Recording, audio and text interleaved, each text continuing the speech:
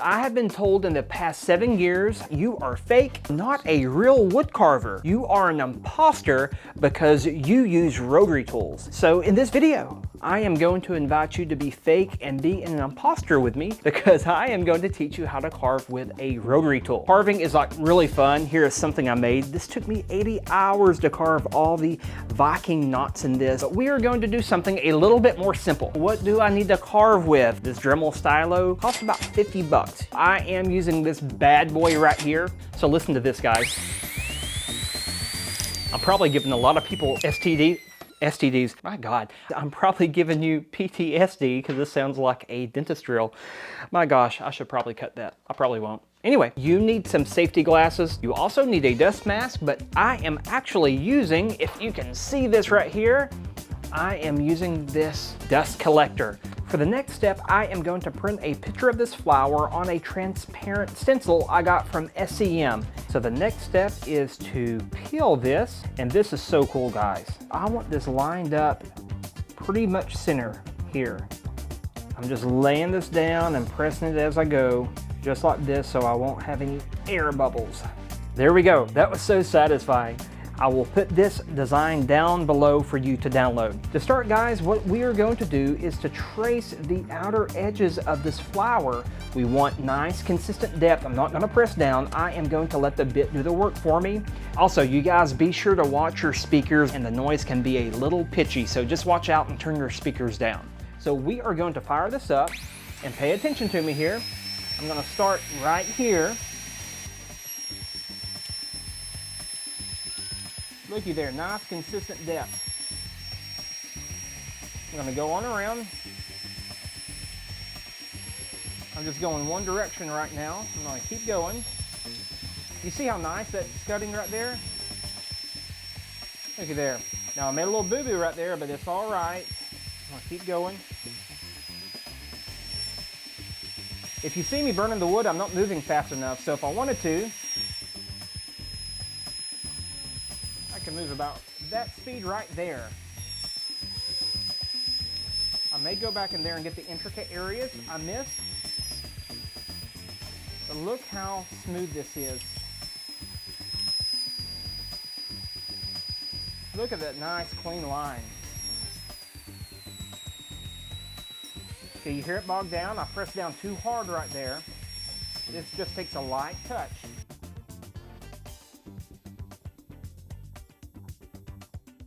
Okay guys, step one is done. We got the outer edge, and I did about 2 passes across all of this. Now I did get some inconsistent depth, but that is all right. I got a little heavy-handed. But the next step is to use a smaller round carbide burr and go right in here. So I'm going to start right here.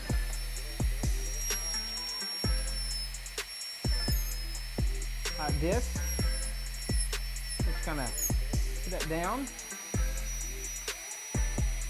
I'm going to follow these lines right here. I'll have to sharpen these up later.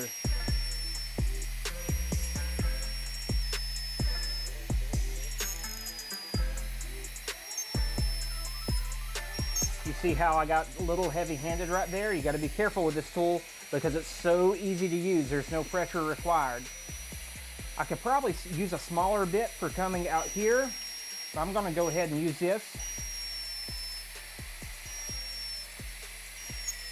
Just outline the whole thing, then we will add the third dimension later.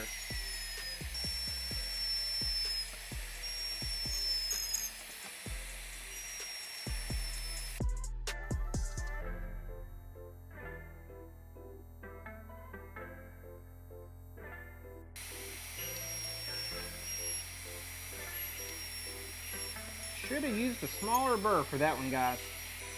Now, and what we're going to do next is just to peel all of this off. Okay, not too impressive, huh? The next step is to smooth this out even more and to use some sandpaper. And I hope you hear me here. This is a very important part. I'm just going to sand very lightly. This is going to get all the fuzzies off here. We don't want to do too much, but do you see that coming together already? So referencing back, I can see where I need to add a few more curves to this and probably change to a smaller burr, but that's looking pretty good. And again, I am tracing back over the areas that I have already done because I need to bring the definition back out after sanding. Mistakes were made, that is all right, we can recover. Not everything is perfectly where I want it, but that's a lot like life. Not everything is going to fall in place where you want it to be. So anyway, the next step is to make this 3D. A lot of people stop at this. We need to have that pizzazz, that oomph to it. And the way we do that is with this pretty, precious, amazing little flame burr right here. And I'm not sure if you can see that, but anyway, it's a small little flame burr. Here is the rough outline, and you can see that I have been practicing with the flame burr right here. This is where the magic happens. We are going to go at a 45-degree angle and just kind of zip along there. This is going to lay this down and make the design pop. We're also going to do this with a flower in here to give it depth.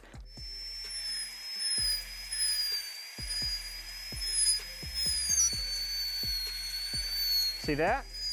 Look how much nicer that looks. It's gonna go around all the way around.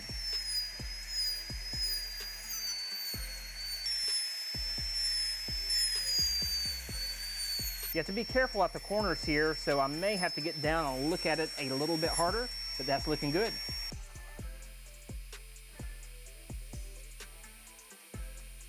Okay, that looks much better. I am going to go through and straighten that up a little bit more, but you get the idea. I'm going to reference this back. Do you see how this pedal right here is on top of this pedal? And I am going to make this pedal lower than that because that is what's going to raise the dimension. See this right here? I gotta be very careful with this. Just take your time with it.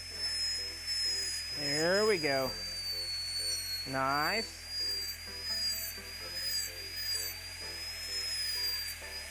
I'm gonna do the same thing right here.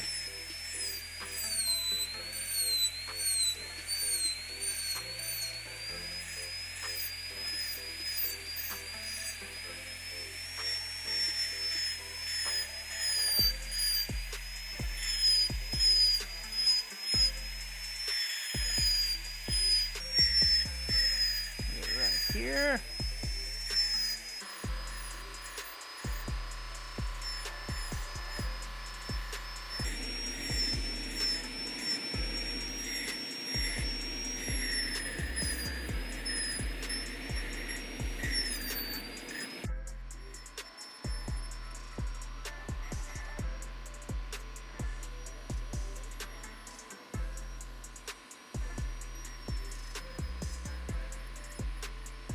Okay, I'm adding some depth to this. Looks like a mess, but we're not done yet.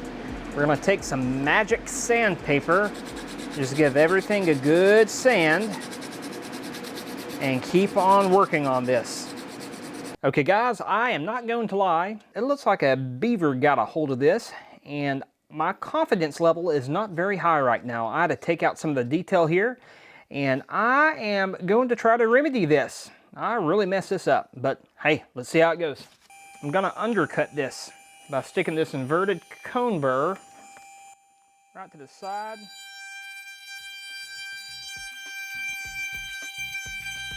There we go. It's looking better.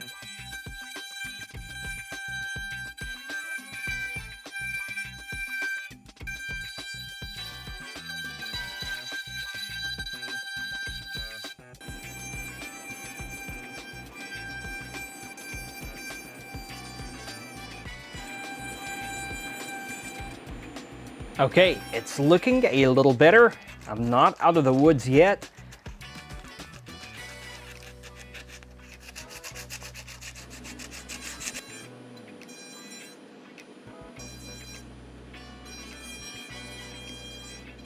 To give it a better 3D effect, I am going to add a lot of dimension to this flower by just carving inside of the middle of the petals. This is going to sell the effect that it is 3D. Now guys, my confidence level wasn't very high right here because I took out too much of the flower at the top and I didn't know what I was gonna do. Now I do fix this later on in the video, but we're just gonna continue trucking along here. Okay guys, I have been sanding my life away on this. I made some mistakes and this is looking, well, I'll be honest with you guys, I wish for a better result. This is all my fault. I mean, it's not that bad, but compared to right here, I mean, come on, this is a little bit better. And I can't believe I'm showing you this, Mr. YouTuber here, trying to teach you how to power carve while this looks like crap. But anyway, it's all right. We are going to watercolor next to see if we can bring some life back to this. And if you look, I accidentally got this a little thin. I am seeing the way through some wood here. Nonetheless, we shall continue. So if I compare this to this box right here, if my camera can pick this up, this looks much better over here. So we have our watercolor here, and seeing as I have only done this very few times, it's going to be interesting to see how this turns out.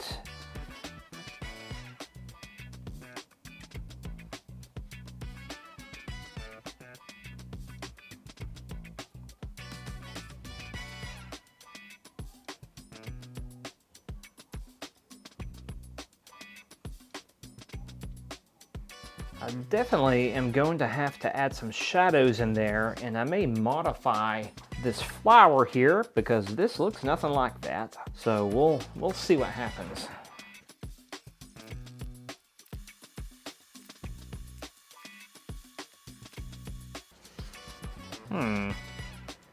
Okay.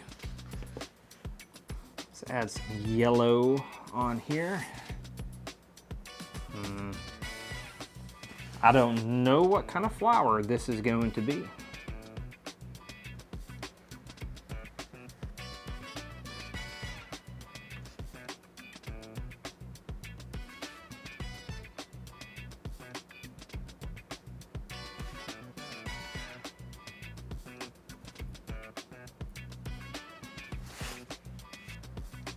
I'm gonna take this black and dry rub somewhat on here and add some shadows in and some definition.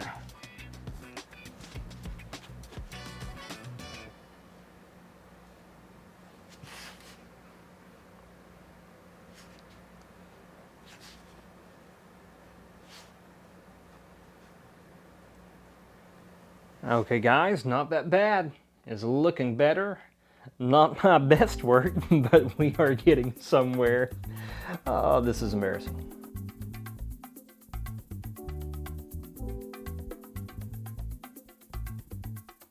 You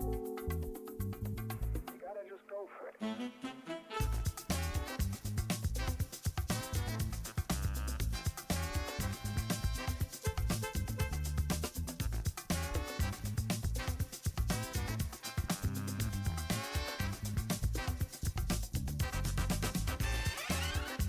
Well guys, I have definitely channeled my inner Bob Ross here. This is looking, I'd say, pretty decent. It's not my best work, but what does Bob Ross say? There are no mistakes, only happy accidents. Did I get that right? Let me know below. I can't remember that quote. But anyway, this is looking pretty good. Now I messed this up at the rim of the flower up here because my depth was off and I kept going deeper. And I actually got through like I showed you earlier. Now I'm not going to scrap this. I am going to go ahead and finish, but so far it's looking pretty good.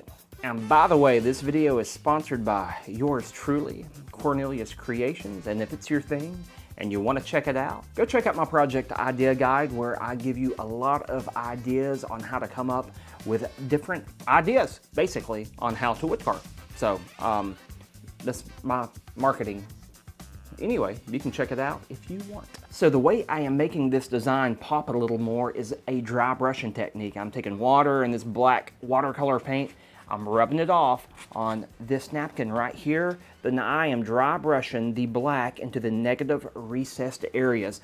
That's going to add the black and faux a shadow and just bring everything up. You don't want to put a lot of black, but you want to put a little black. Actually, less than a little black on here. And that's what makes the shadow.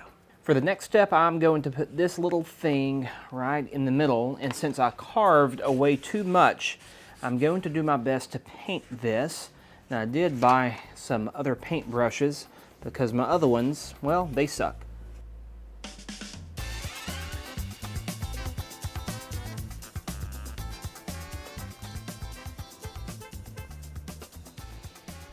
For the next part here, I just kept dry brushing on black, added a little bit more color to some areas, and tried to fade the black in from the shadows. Now we're almost done, and normally I wouldn't show this because I want to show you the big payoff of the video, how everything looks, but if you see this right here, you can see I got the color all over the place here. We are going to zap around the edges and just clean that stuff up.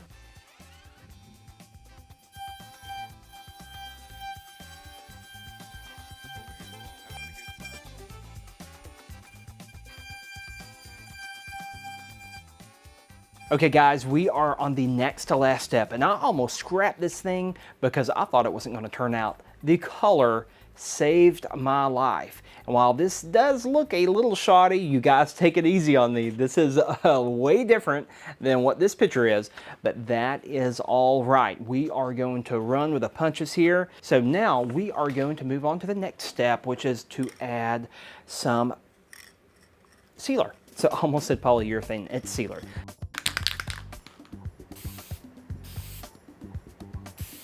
So in between the coats, I unknowingly forgot to add the black paint to the stem right here. I was going to leave it clear or make it white, but hopefully that won't mess with the finish too much. And after we got through spraying this with acrylic, here is what we have. Now on a scale to 1 to 10, I'm going to give myself about a 4 out of 10 on this one because I messed it up so bad, but you can still see the depth in there, you know, the way the shadows sit in the flower, and the paint, it helps so much. So I think for this, it definitely called for the paint, and it was definitely a learning experience.